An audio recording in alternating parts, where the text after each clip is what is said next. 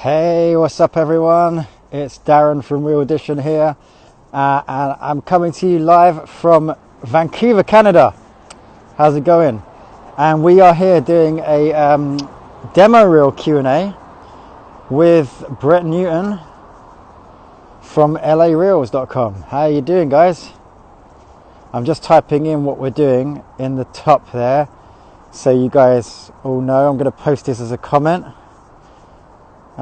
So let's pin that comment up the top so you guys can see.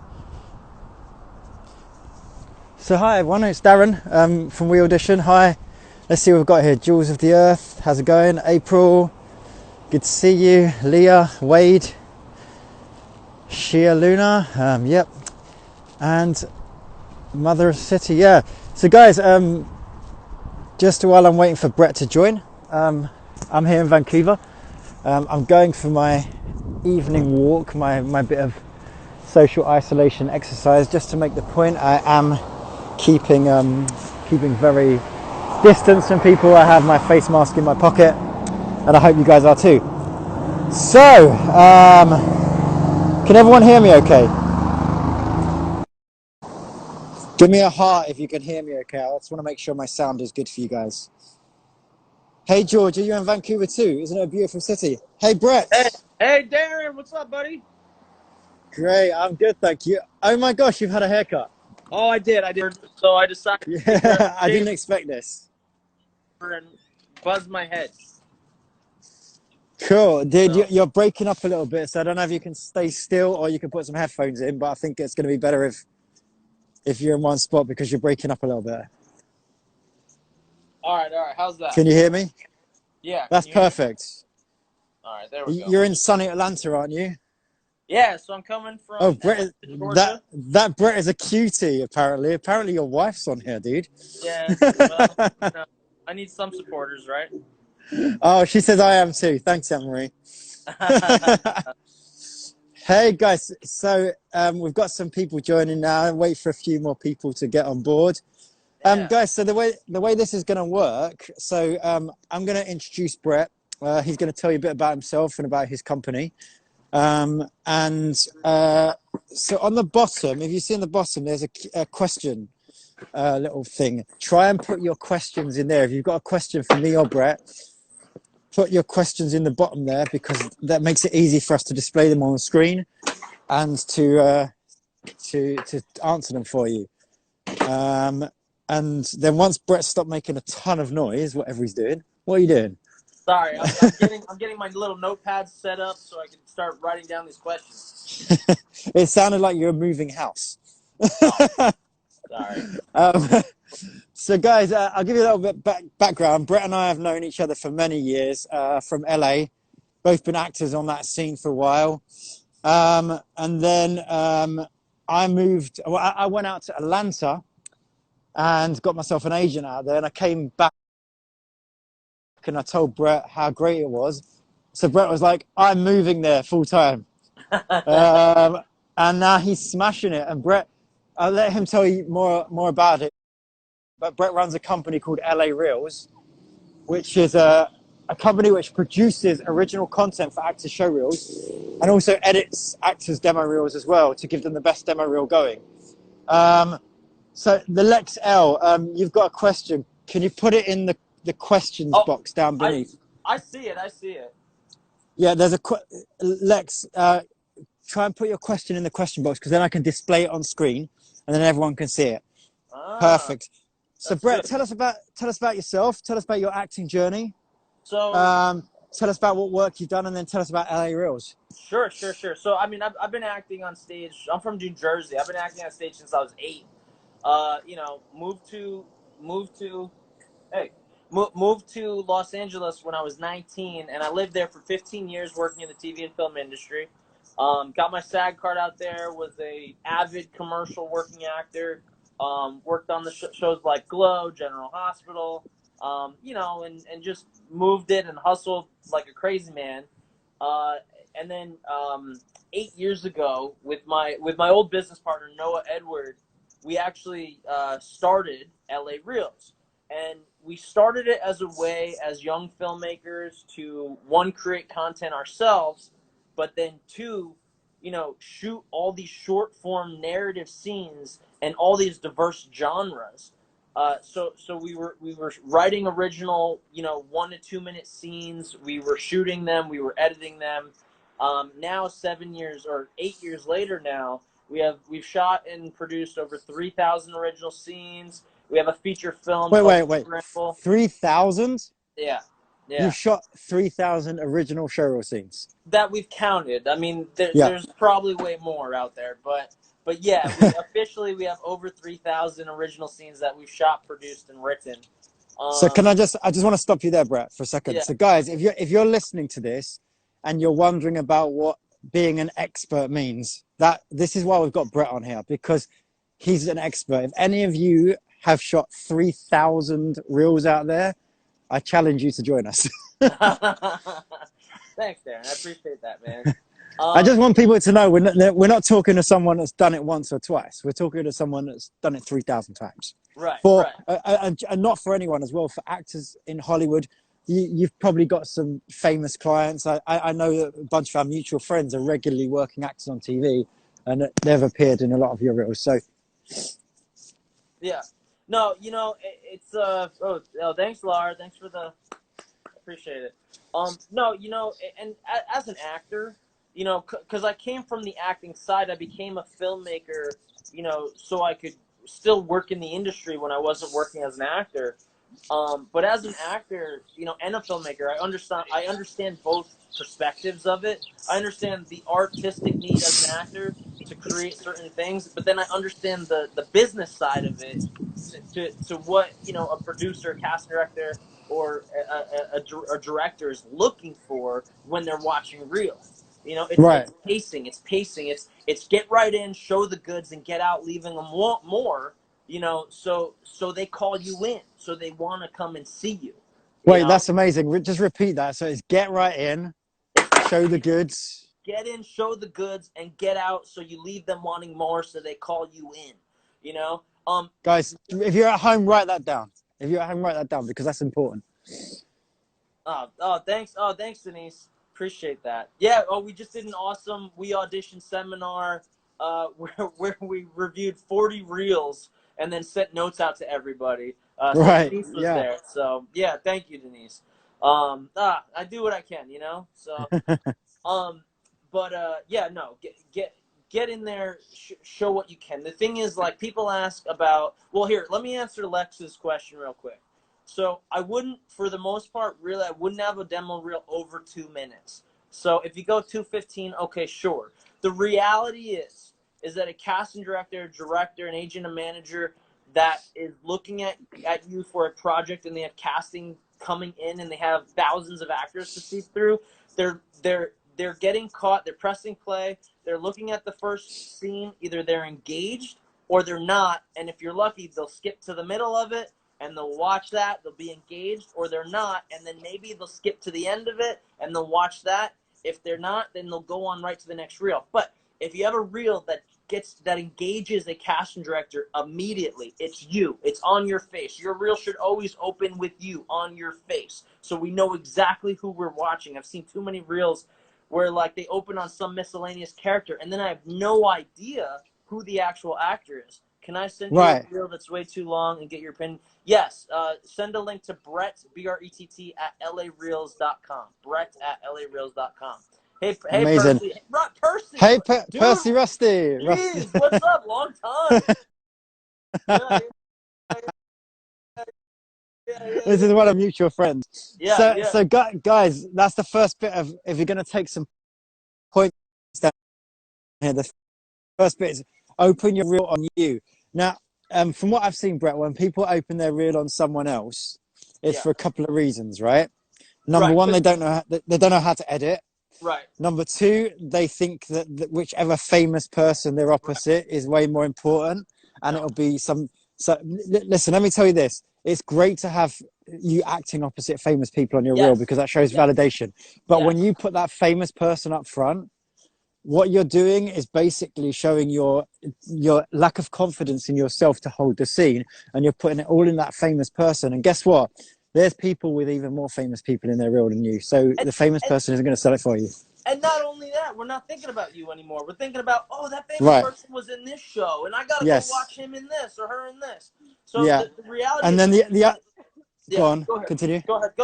I was going to say the other reason I see people do it is they think that it gives context to the story, and the story in a reel is your performance. We don't have to know the story. It just has to make reasonable sense in a logical sense, but we don't have to give backstory. 100%. You know that. Okay, so we'll talk about context in a scene for a reel. People will elongate scenes way too long because I want to show the context. I want to show the story. The reality is, whatever you put up there, the viewer will create their own context in their own. We're watching your reel to be focused on you. We want to see your essence on camera. We want to see your skill set, your performance. We want to see you listening. You know, we want to see you. You know, the goal when you're editing scenes is to make them not distracting, to take away from your performance. You want to keep an eye on your performance. Right. So Right. you add and people, you take away. Now, go ahead.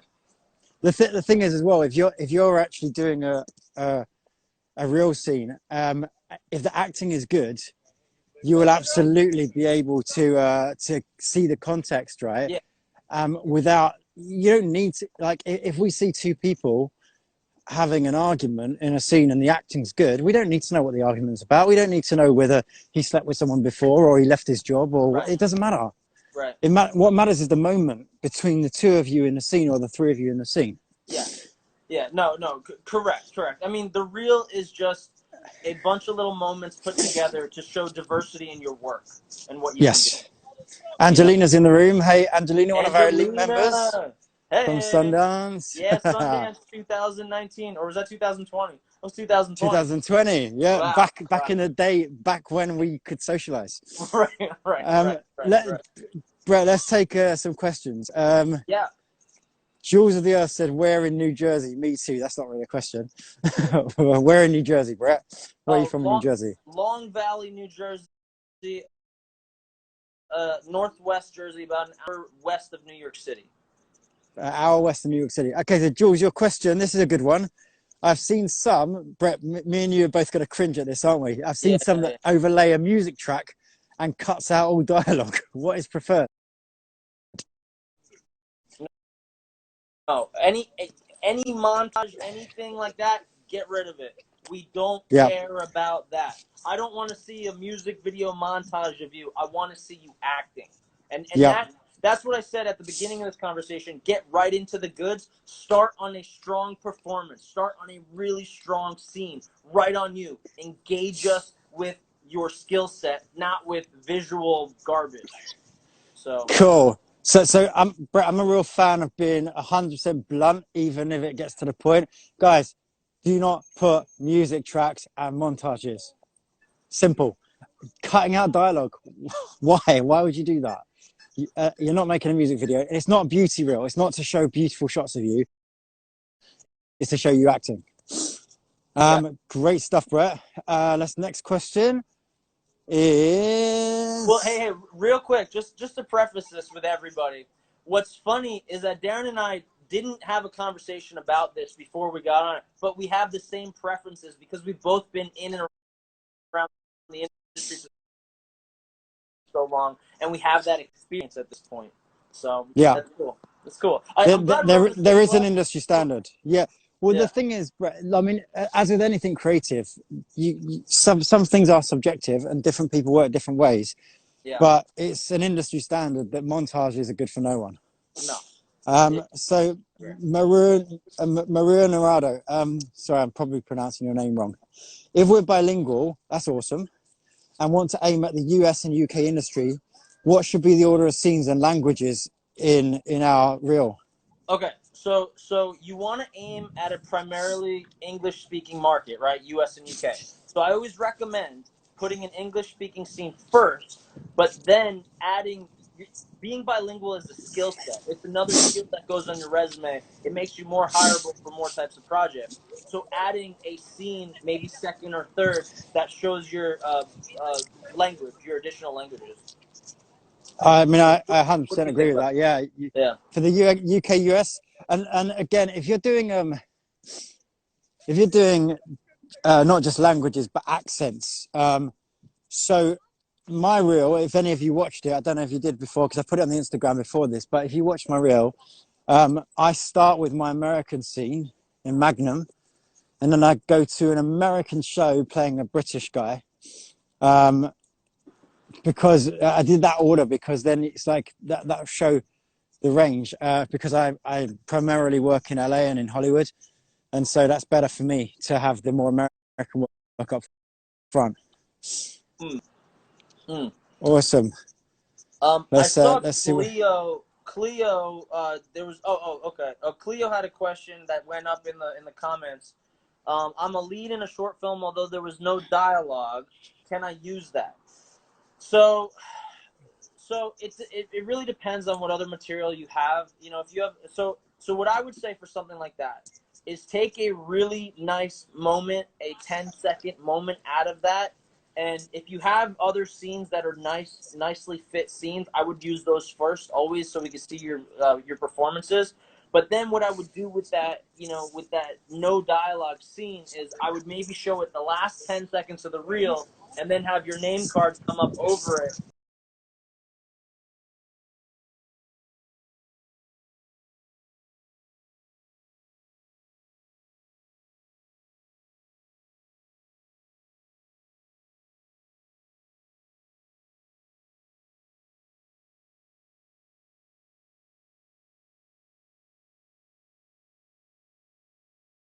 Mixed with professional footage.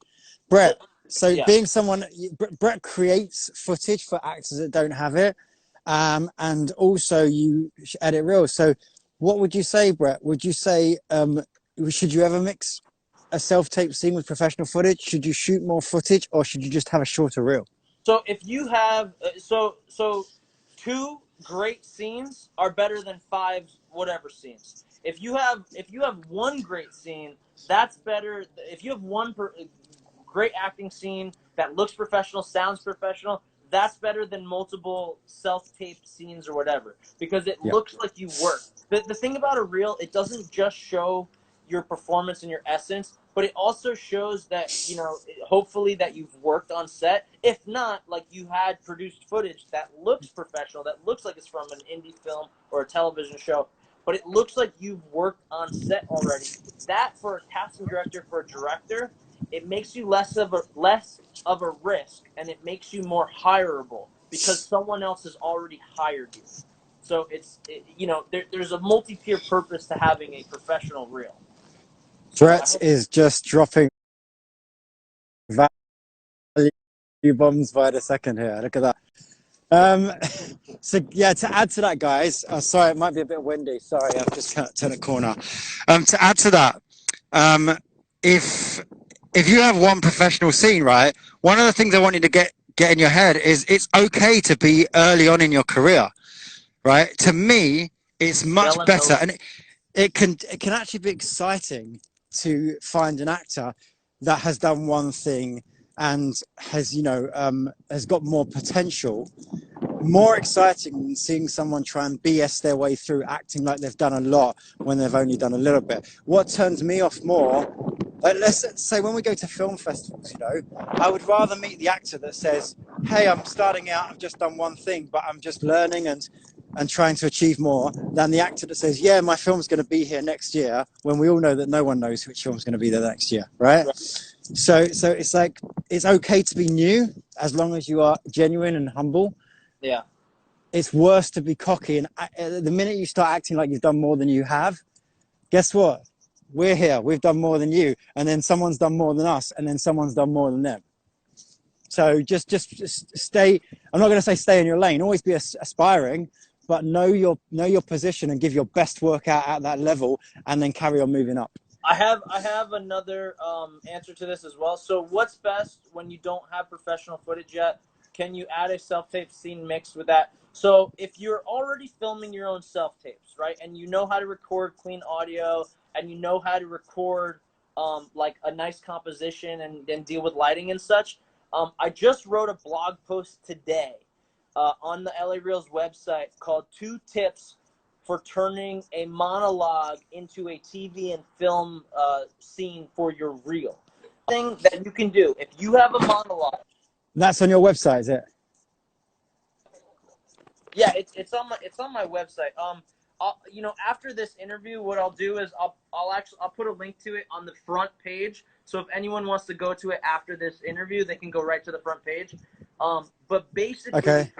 there's something in there that I talk about. I talk about a telephone scene, turning a monologue into a telephone scene, and there's an example of it in my reel. My reel actually opens with a scene I shot for myself, but you think it's from a movie. It's one single shot. There's no editing except for cutting the front and the back end of it, and it's like Right. 10 seconds of a moment from a monologue that I turned into a conversation I was having on the phone with somebody else. So now it looks like I'm interacting with somebody else, you know, and Yeah. and it looks like it's out of a professional piece. If you check out the blog post, it gives you all the information on how to do it. So Great. Wonderful, man. Let's look at these next questions. What have we got? Right.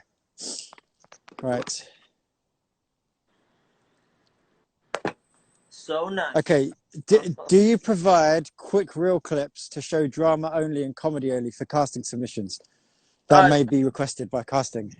So Is that a okay. service you provide? What was that? Is that a service you provide? Can you see the question on the screen, Brett? Yeah. Oh yeah. I can Yeah. see it. It's like over my Yeah. face. Yeah. So do I provide that? Yes. So like, you know, any reel that's cut, you can cut and put that piece in. Now, to answer the question more broadly for everyone, usually on the actors' websites, on the actor profile sites, Actors Access, LA Casting, Casting Networks, 800 Casting, et cetera, what people do is, you know, you can do it several ways. When you submit for comedy, submit your comedy clips. When you submit for drama, submit your drama clips. When you submit, like when I submit an EcoCast for my own auditions, I will submit my entire reel along with the audition tape as well. So they have it. They don't have to watch it, but they have it. You know, before I get the audition, you know, if you're submitting for a comedy, submit your comedy clips. If you're submitting for a drama, submit your drama clips. You can either split all your scenes into one comedy reel, split all your scenes into one drama reel, or just split them up in pieces. The thing is, if you get a new piece, then you got to take down and add it to that full reel, blah, blah. If you do it in pieces, then you can submit it piece by piece. So it is a good strategy when you're specifically submitting for casting of a specific genre. So. Right. Awesome. Perfect. Thank you. Guys, if this is helpful, give some hearts here and let us know if we're doing okay or if there's something different you want to see from us, all right? Oh, my email, so it's Brett, BRETT, at LAREELS, LAREELS.com. Brett at LAREELS.com. Cool. Okay, great question from Chloe. How can you make a real scene not just look like you made a real scene just for your reel? Well, that's why you hire a professional. Well, yes. So, but if you like, it's understandable why people are not going out there and hiring someone like myself or the other, you know, production services that create original scenes, because maybe, especially now, since no one's working, you don't have the funds. There are Right. ways to do it. You know, if you look at the blog post that I wrote today, 2 tips to turn a monologue into a TV film scene, that will give you insight in how to do it. Now, just overall for everybody, sound is the most important no matter what. You can film on an iPhone and they shoot 1080, they shoot 4K, they shoot beautifully. Look up 60 how frames a second as well, yeah. 120 frames per second. Although you don't want to 120 shoot frames a second. 120 frames per second. Right. So you don't want to shoot that. So, but I mean, you can shoot beautifully, and the machine will make it look beautiful for you. Right. But sound is always the most important thing. What I recommend, if you want to shoot something at home, plus there, you know, audition taping is getting huge too. Go out and buy a nicely rated microphone for your phone, whether it's an Android or an iPhone. There's a ton of them on Amazon that are well rated. Look up the reviews. Look up why people like them. Look up why people don't like them. You know, and see what's going to work best for you. Now, are you talking like a lavalier mic or a shotgun mic, or talk us through the different types of mics? So right. So you could buy little shotgun mics that will plug into your phone and then aim a microphone at you. The problem with that is if you're far away from the microphone, then it won't hear you as well. So there are little lavalier mics, which is basically, you know, a mic that you can have on yourself that will have a transmitter and a receiver, or sometimes it will literally just be a wire from your phone that you can use. I recommend getting a lavalier mic, but you're going to have to know how to do some audio control with it, just so you can at least get a nice level on it. So, right. Yeah. Look up, Awesome. There's plenty of videos on YouTube to look up, you know, at-home audio systems on your phone. So Perfect. Wonderful. So, we've already answered this one, but anyone that's missed it, as a rule of thumb, how long should reels be? We're saying around the 2-minute mark is good, guys. 2 minutes. Yeah. 2 minutes. You can obviously fluctuate with that. I know some actors that have 10-minute reels that are, you know, professional working actors, and I know some actors that have 30-second reels, right? Mine, I try and keep mine at a 2-minute. I have a longer one if they request it, about 5 minutes, which has more of the scenes on it. But mine's 2 minutes. I think mine's 2 minutes 15 seconds actually. Yeah, mine is too. Mine's like 2 minutes and 15 seconds as well. That's because we don't want to kill our babies, do we? Right. So guys, actually, I don't know if you saw this, but I shared a picture. I'm going to share it again for you, of my edit of my reel, and I want to talk about this while we're on this. Actually, let me pull this up. So, can you guys all see this? Yeah, you can see this, can't you? So that's the edit of my reel. Now, if you look, that's cool. There's only 5. I think there might be 6 or 7 clips on there, but there's way more cuts than actual clips. Okay, and then the green is all the audio that I've split and cut. And the reason there's so many layers of green is because what I did is, like, let's say I had a scene with Jordana Brewster, who's the girl from Fast and the Furious. Me and her worked on a show called Magnum, and her dialogue was more lengthy than mine. You know, the scene was that she came round to and, you know, broke into my house, pointed a gun at me, and was asking where the money was. And, you know, for every one line of my dialogue, she had about 5. She's a star. That's how it works.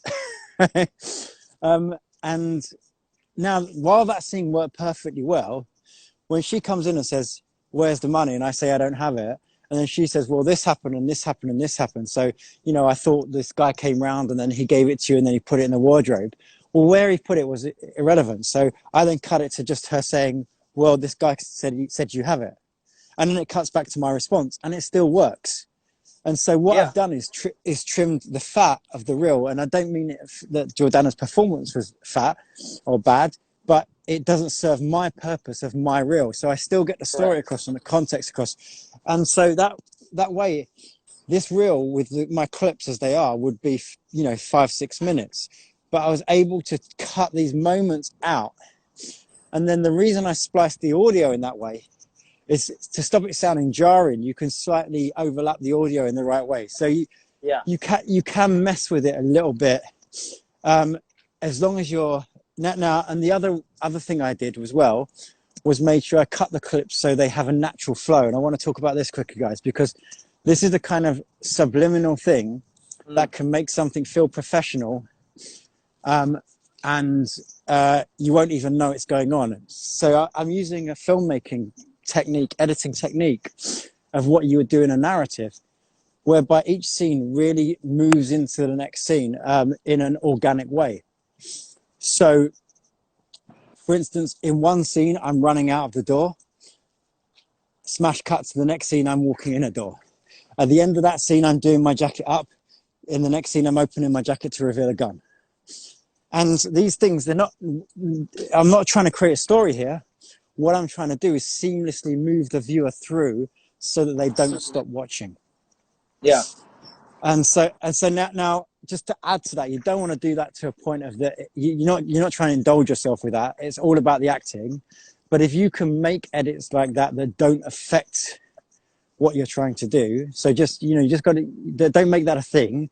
But if you can do it whilst you're doing the main purpose, it'll help the reel flow. And if the reel flows, they're more likely to watch it till the end.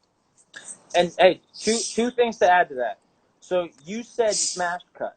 So Yeah. smash cut is like one scene right into the next scene. He doesn't fade out. He doesn't fade in. It just goes one scene, bam, right into the next scene. So I think I use a very quick black fade actually. Okay.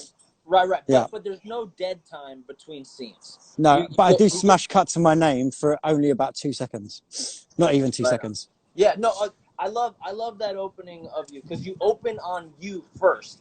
Then we see Darren Darnborough. We embed it into our brain, and then you continue on with it. You know what's funny too? That the cut, one of the cuts that you did in that MacGyver scene in the opening, when she busts into the house, it cuts down to the money, and then you're answering her. And I definitely noticed that cut that you did. I noticed it because that's what I do for a living. But no, but I saw how you clean that. It was nice. And then another trick to do that for everyone who just listened to what Darren said. Another way to do that, if you any insert shot in the scene, you can use to help transition your cut to another cut on you.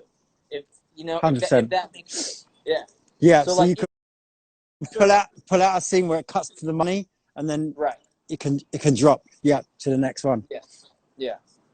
So inserts will save you. Like there's when I clean someone's reel, like who sends me their reel and is like, hey, can you clean this and tighten it for me? What I do automatically, I go through the first thing and I watch it, and then I go back and I watch it again, and I basically cut my timeline. I have my video and my audio. And if it's one reel, it'll be one straight thing. I'll cut where all the shots change, and I'll cut where all your audio, where all the actor whose reel I'm editing, where all their audio starts and begins. So then I know what I have to use for my visual and what I have to use for my audio, and then I can do exactly what Darren was saying. When you move the audio under a different frame in the video to help move the scene along, or to help actually transition it with a nicer flow. So awesome. Should we have a title card with headshots? So do you want to? I have a simple answer for this. Go. So at the end. So what I recommend, if you want to put your headshot, put a headshot in your name clean. Usually I don't recommend putting a headshot. I say just put the name. We've already hopefully, if you did it right, we've seen your face the entire time. And now you want to embed your name in them, so it's nice and clean. Your name on white, your name on black and white. The reality is, if they're looking at your reel from one of the casting profiles already, they have your headshot, they have your contact information, they have all of that. Make it about you, embed you in their brain. Awesome. Great. Guys, can I ask something? Does anyone else, has Brett stopped moving for you? He stopped moving for me. I can still hear him. But can you all see Brett moving? Someone say yes if you can see Brett moving, because he stopped for me. Well, you're a little fuzzy, to be honest. Am I a little fuzzy? You're a little fuzzy. Yes. I'm refreshing. Yes. Everyone is saying yes. All right. Oh, so you can. Darren Okay. is fuzzy. So it must be my. Give me a hurrah. It's probably my signal. Okay, great. All right. Yeah, I'm fuzzy. I'm running out of signal, I think. So what's best if you want to show you, as long as they can see you, they don't need to see me. What's best if you want to show you also sing, mixing acting scenes with singing video clips? So like Glee was a big thing, right? So like literally you had narrative shows where you had an acting scene that busted into song. we have actually shot scenes like that, where we'll be in a bar setting scene, and then the girl gets up and starts singing like to her love interest, and we've done different things like that. Now, it's hard to come across something like that, to be cast in something very specific like that, you know, or you can go and produce it yourself. If you have only singing footage and you have your acting footage, if you want to show that, I recommend putting a small portion of it, the best voice that you have, like for like 5 to 10 seconds, somewhere at the end, right before you end the reel. The reel should be acting. Right? If you are a professional singer, you should have your own professional singing reel as well. And then in that case, you send both reels in so that so they can look for it. In special cases, when it's a show where they want actors that can sing, they want to see. They'll probably ask you for your singing reel as well. Did that help? Did that answer that, or is there more to be said? I think that's pretty good. I think that answers it. Okay. Okay, Blanc Valeria. If we have many scenes from the same film, should we put them all together or not? Okay. So if you have many scenes from the same film, from the same project, if if they're you can have many scenes, and usually you as a character, there's different arcs of your character going on through that project in each one of those scenes. So one, it might show you in love. One, it might show you breaking up and heartbroken. So what I recommend is, if there's very diverse performances in those scenes, separate them. Put the stronger one at the beginning, have a couple scenes in between, and then put the other one somewhere a couple scenes down. But make sure it's not the same performance. Make sure it's not the same energy. Like, you want to be the goal of the reel is to show diversity in your portfolio of work. So Right. Amazing. What else have we got here? So let's go down. All right, this is a good one. This is talking about fixing something that's already happened. The sound quality in my reel is awful. I need help because I'm not very tech savvy. What can you do about that, Brett? So, all right. So sound, like I said, if you guys were listening earlier before, sound is the most important thing. Video, you can film on almost anything, and as long as it's consistent and you have nice composition, you can call it style. But you can't. Sound, for the most part, you can't fix 100%, or hide, because it's audible. It's always there, no matter what. Like this motorcycle going by. But there are certain audio programs like Audition, and sound cleaning plugins that you can use to clean sound and take down levels. Now that takes a whole understanding of knowing your sound waves and knowing decibels and things like that. The other thing you could do, you could go and you could dub it. I actually had a client. I had a client come to me with a scene that she had filmed. Can you hear me? There we go. With a scene that she had filmed with another, with like a student film, and their audio was just horrible. So what we did, it was two actors. We dubbed it. I played one of the actors. Oh, Audacity. Thank you, Blake. Audacity is another cleaning tool, and I think that's free to download. So you can try that as well. Do some research on YouTube. But this client came to me with a scene with horrible audio, so we dubbed it. We dubbed her and her audio, and then we had me, so we dubbed me with the other guy's audio. When the other guy watched it, he thought it was him talking.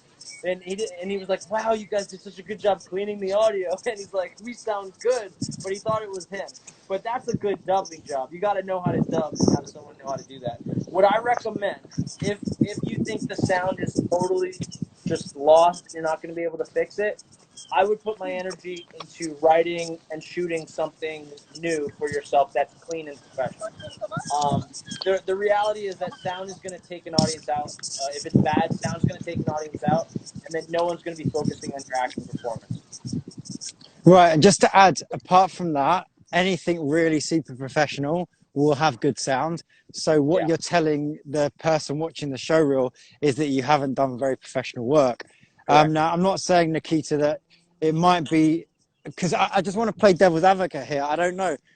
Nikita's tape might have bad sound because it might be something from TV that's been ripped in a bad way.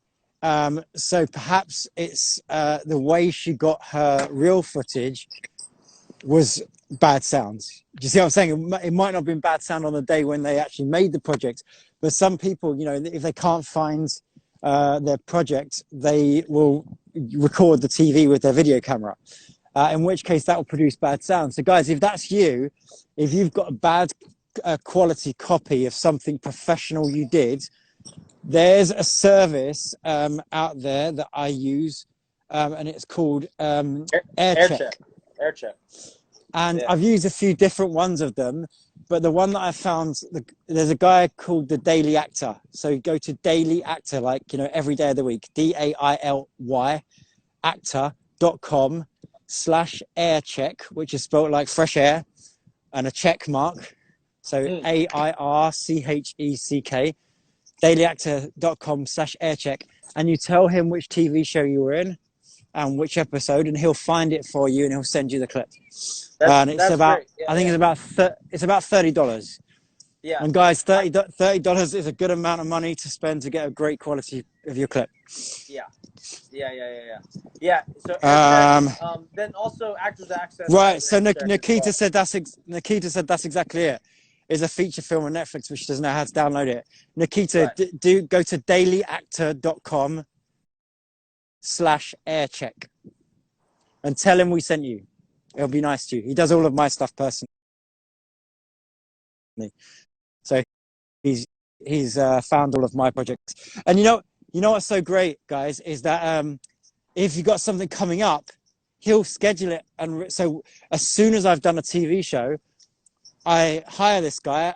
I email him and say, right, I'm going to be in Magnum on, you know, sometimes I don't even know the date it's coming on.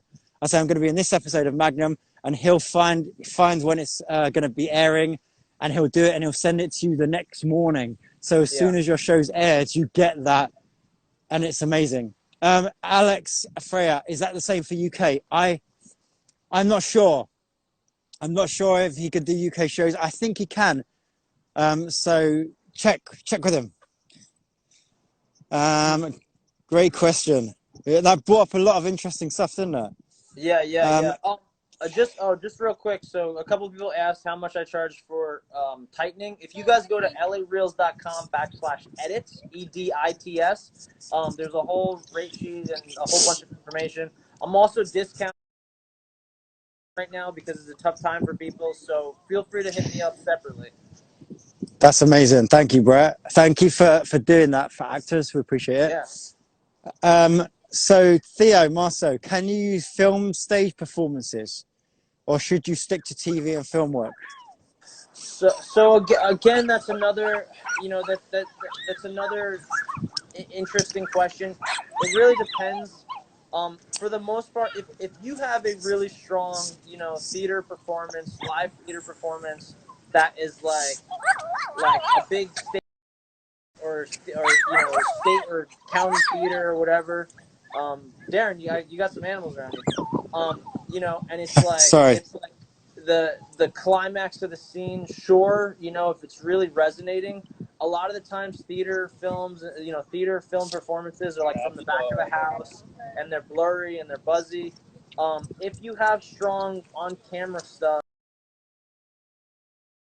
TV and film stuff, I recommend for TV and film reel always using that stuff first, because also there are theater reels. There are actors that just act in theater or act in theater and film, and they have a just theater reel. They have a just stage reel. They have a just TV film reel. They have a just commercial reel, just a stunt reel, just a singing reel.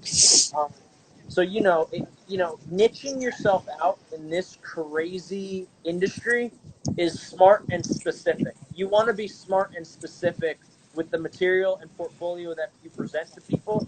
You don't want to over inundate people with useless stuff. You want to show them the good stuff that you want to show them right away. Perfect. There you With go, an S. guys. Angelina with an S. LAREELS.com/edits with an S. So Edits sorry. with an S. Yeah. Yeah.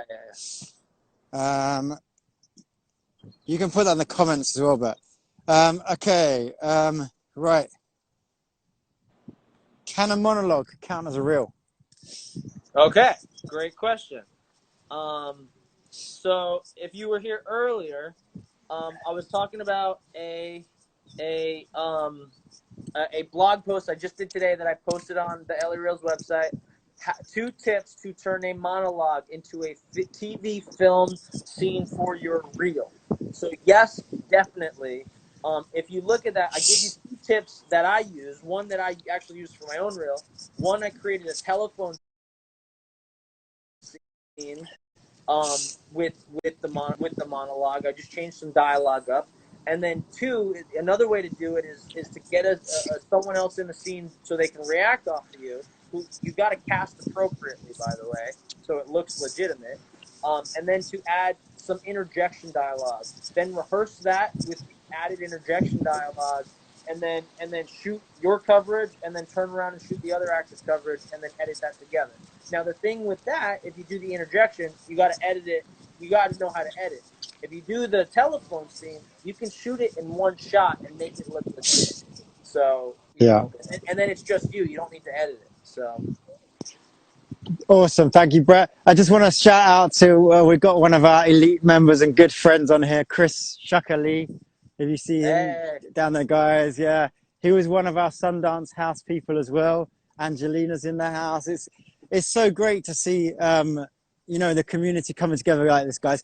Guys, if you didn't know about our film festival trips, obviously we've stopped doing them for the moment because of what's happening.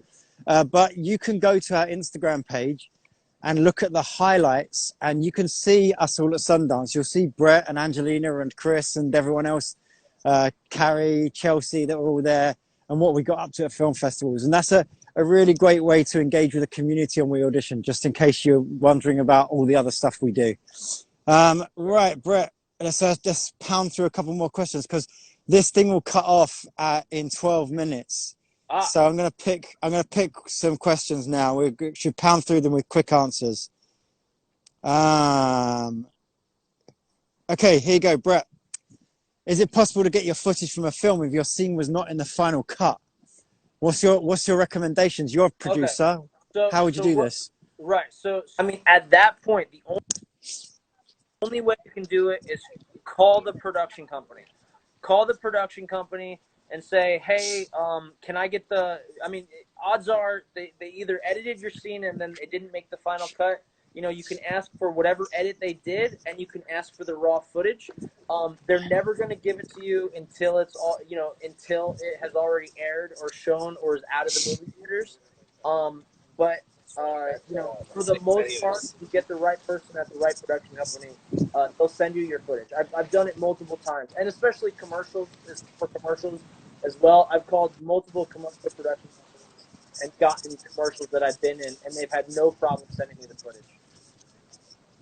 Great. I would add to that though. Obviously, if you can ask for it, do it, but don't hassle people, because from my perspective, you know, I've shot pilots that have never aired. I've been in shows where I've been cut out. Now, okay, I'm someone that has footage on my reel and I don't desperately need this footage. However, like, I would say that to me, there's a fine line between asking for it and hounding someone for it. And if you hound someone for it, you'll just seem unprofessional. So right. use Brett's advice, politely ask for it, be professional about it. But if they say no, accept that you got paid for the job. That was what you did. And the nuance of this industry is that sometimes you get in the final cut and sometimes you don't. No one owes you that to be in the final cut. That's filmmaking. And hey, you know, Blake. I was gonna say, Blake keeps asking questions on the thing. Use the Q&A button above. Yep. Okay, so let's look at. 1 second. I'm just trying to find. Here you go. This is a good one. Well, this isn't about reels, but okay. It's about self tapes. What's the best color for background for self tape, Brett? Just something that's not distracting and isn't the same color of the shirt that you're wearing. Yeah. I answered this question the other day, guys. The right color is neutral, flat and neutral, and something that complements you and doesn't. So, depending on your skin tone, you know, whether you're black or white or somewhere in between, whether you've got dark hair or light hair, and how your lighting is can all affect it. So there's not one rule of thumb. You know, I would shoot on a very different background to my girlfriend who has dark hair. Do you know? So it depends on what you're doing. Generally, what we see is people using white, grey, like an off-white, grey, or blue. It seems to be popular colours. Yeah. I'm not a huge fan of blue, the bright blue, myself, just because I feel like it makes everything look really. It looks so studio. But that's my personal preference. I feel like I'm hyper aware when I'm watching something with that bright blue background. I'm hyper aware that I'm watching a scene for an audition rather than feeling in the moment. That's my personal preference. Don't listen to me all the time.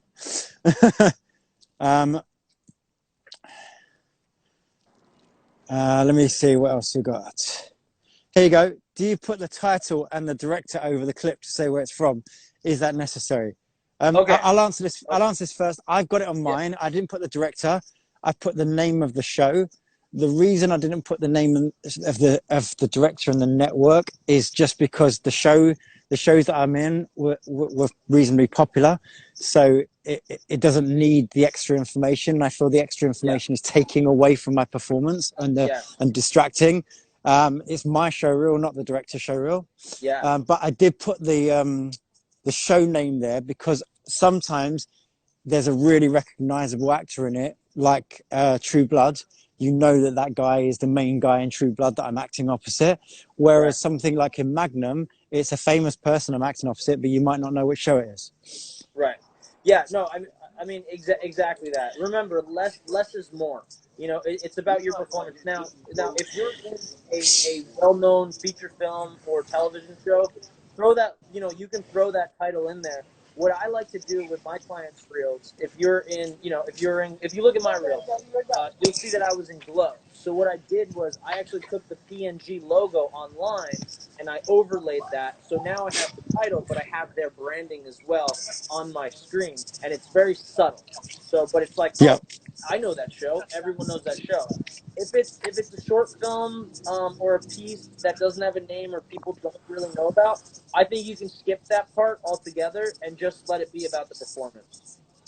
Yeah, I just want to second that. That's so true. It's like if people don't know what it's from, there's no reason to tell them. I mean, it makes no odds. Yeah, let them think it's from something bigger than it is. 1 second. Cuts. I'm going to pick the last question. Okay. 1 second. Real quick, David, short film camera. If you know DSLRs, there's a lot of great Canons out there. There's also mirrorless cameras. Canon is a fantastic shooting device. Sony, the A7 III is fantastic. It really just depends on your budget. You know, do some YouTube research, and B&H is a great website to compare and contrast all of that information. B&H.com. Okay, this is the last question I think we're going to get through. How long should the clips from each scene be? Okay. I wouldn't go over 30 seconds, you know, at a max, just because, I mean, unless it's the only clip that you have, just because you want to keep the pacing going, you want to keep the energy there. You know, you can have clips as short as 10 seconds. It's funny because, like, I get a lot of clients that come and they're like, oh, I did this little co-star, I have 2 lines in it, blah, blah. That little co-star could be 15 seconds of solid gold if you cut it right, chew out the fat, which is what Darren said, and just make it about you. You take your reactions, put them over the dialogue of the main character, intercut with their face a little bit, and then go back to your dialogue.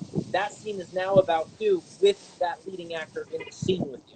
So amazing. Perfect. Well, guys, we're going to be wrapping this up in a couple of minutes. So I just want to thank you, Brett, for coming on, using your time for this. Thank you. The other day, Brett did a great session, and he spent hours on WeAudition giving people personalized advice on their reels. So let's thank him for that. Brett, just run down the ways that people can contact you and what you can help them with. Sure.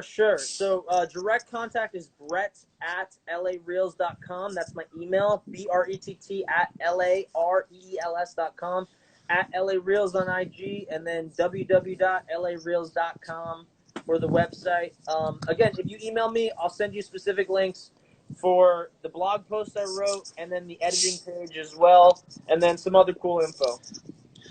And guys, if you want to see the reels that we were talking about, both mine and Brett's reels are up on our Instagram right now, on our IGTV. So mine is at Darren Darnborough, my name, DARREN DARNBOROUGH, and Brett's is at the Brett Newton, THE Brett Newton.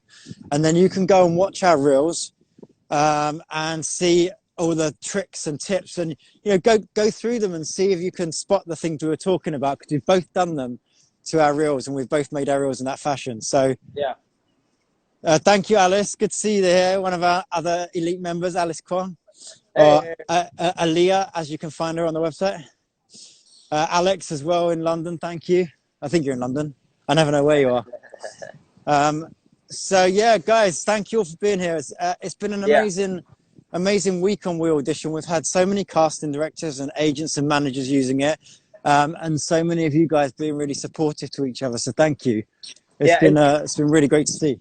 And it's honestly, it's really exciting to be able to share all this information, and having 43 people watching us live right now.